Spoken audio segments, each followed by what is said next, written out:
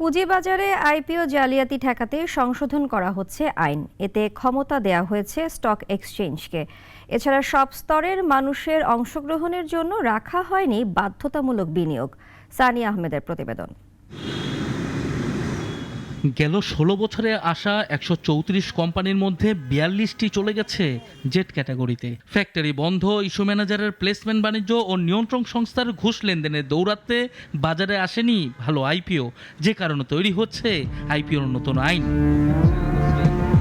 BSSC task force committee ও focus group IPO আইনে যেসব বিষয়ে পরিবর্তন আনার সুপারিশ করেছে তার মধ্যে রয়েছে আগের ডাচ অকশন পদ্ধতি, অর্থাৎ যে দরে বিড করবে সেটিতেই কিনতে হবে শেয়ার।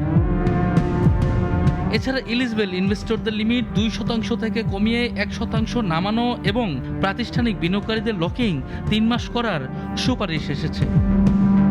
তবে সবচেয়ে বড় ধাক্কা হচ্ছে লেনদেনের প্রথম ৩ কার্যদিবস থাকবে না কোনো সার্কিট ব্রেকার ও কাট অফ প্রাইসের ডিসকাউন্ট, অর্থাৎ সাধারণ বিনিয়োগকারীরা আগে কাট অফ প্রাইসের ১০% কমে শেয়ার পেলেও এখন আর সেটি থাকছে না।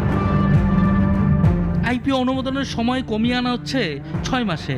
আইপিও আবেদনে ৫০,০০০ টাকার বাধ্যতামূলক বিনিয়োগ থাকছে না। একাধিক আবেদন যেন করতে না হয় সেজন্য রাখা হচ্ছে ২ লাখ টাকা পর্যন্ত আবেদনের সুযোগ। বহুজাতিক কোম্পানি ও ১,০০০ কোটি টাকা টার্নওভারের বড় কোম্পানিগুলোকে আনা হবে সরাসরি তালিকাভুক্তির মাধ্যমে।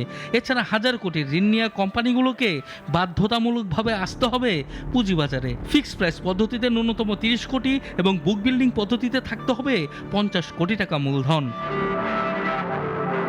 এদিকে আইপিও অনুমোদনের ক্ষেত্রে ক্ষমতা দেওয়া হয়েছে স্টক এক্সচেঞ্জকে। এক্সচেঞ্জের অনুমোদনের পরেই অনুমোদন দিতে পারবে বিএসইসি। তবে এক্সচেঞ্জ যদি প্রত্যাখ্যান করে বিএসইসি পারবে না অনুমোদন দিতে।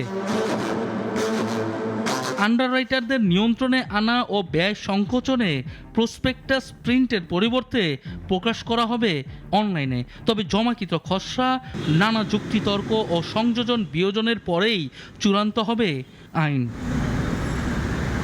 সানিয়া আহমেদ, নাগরিক, ঢাকা।